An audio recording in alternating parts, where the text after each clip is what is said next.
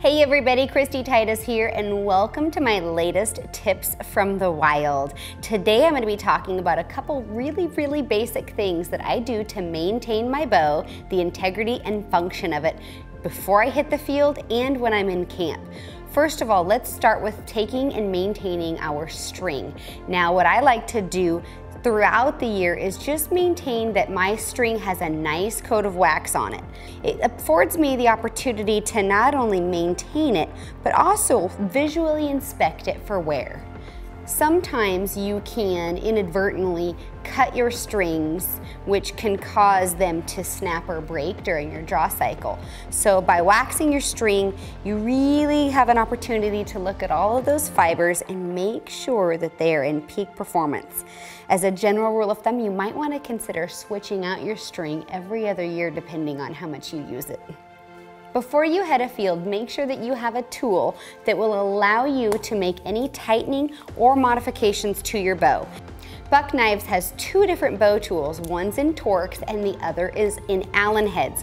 Now what I love about this is that it also has a broadhead tool, and I don't have to worry about cutting myself on those broadheads. We spend a lot of time banging up our equipment on hunts, in a pickup truck, on an ATV, and sometimes on horseback. And what I like to do is to take my bow tool and go through and make sure that all of my screws on my elevation and my windage on my bow sight are tight. The last thing I want to do is have those come loose and lose my zero.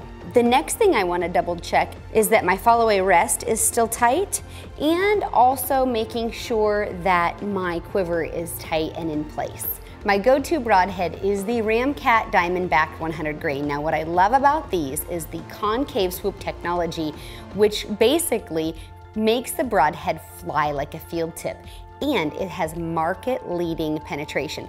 One thing I like to do before I head afield is it comes with a tiny Allen wrench, and I like to go through and just make sure that all these blades are properly seated, because you can practice with these and then switch the blades out as needed.